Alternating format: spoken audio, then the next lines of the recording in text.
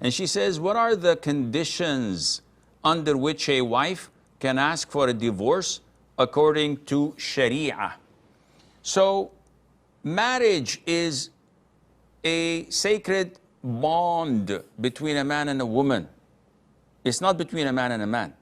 And definitely it's not between a woman and a woman. This is a natural thing. It's a religious thing in all religions, that it's between a man and a woman.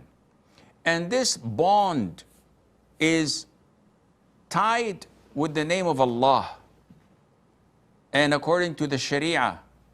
And therefore, to dissolve it, that would be a heinous crime unless there's just a legitimate reason and justification for that.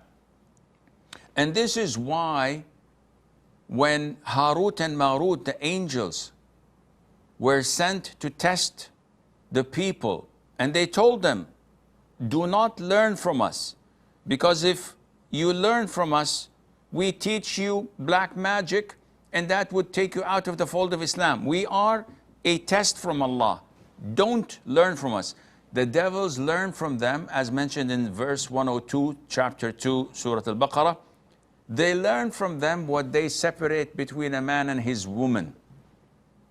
And this shows you how bad black magic is, to the extent that Allah mentioned one of the negative consequences of it is that it separates between a man and his wife. Therefore, the Prophet said, alayhi salatu, any woman who asks for divorce without a legitimate reason would not enter paradise. And that is a serious threat. So a woman cannot just, simply because she's on her menses, or she doesn't feel good, and she says, I don't want you. طلقني, divorce me. This is not valid. And this is a heinous major sin, unless there are justifications, legitimate reasons in Islam. What are they? In short, if there is harm on the woman, then she can ask for divorce. What kind of harm? Real harm. If the man is a psycho, he refuses her to leave the house. He refuses her to speak to anyone on the phone. She doesn't watch anything halal, not use the internet. And he is keeping her as a prisoner of war. This is totally haram.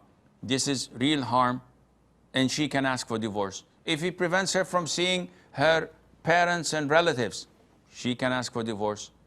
If he is having rage fits and he has bad moral conduct, he's abusive, his words are really hurtful, he always criticizes her, makes fun of her looks and her cooking, and abuses her and curses her and swears at her, she can ask for divorce. If he is really ugly and she's unable to look at his face, as is in the hadith of Thabit ibn Qais, where his wife could not look at him, and she said, had I not feared Allah, I would have spitted in his face whenever I look at him, because of his ugliness. This is a legitimate reason.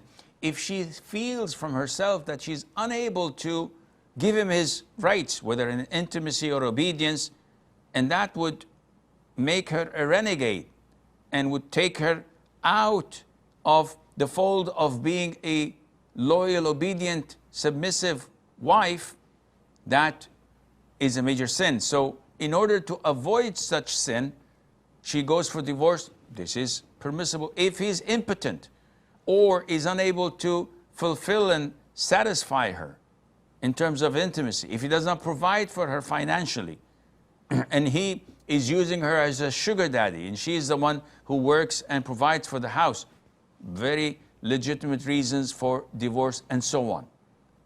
But if she asks for divorce for no reason, I don't like him, he doesn't take me to Côte d'Azur every year, he doesn't change the furniture every 6 months. I just have doubts that he has a haram relationship. No proof, but it's just my gut feeling. No, this is totally prohibited, and so on.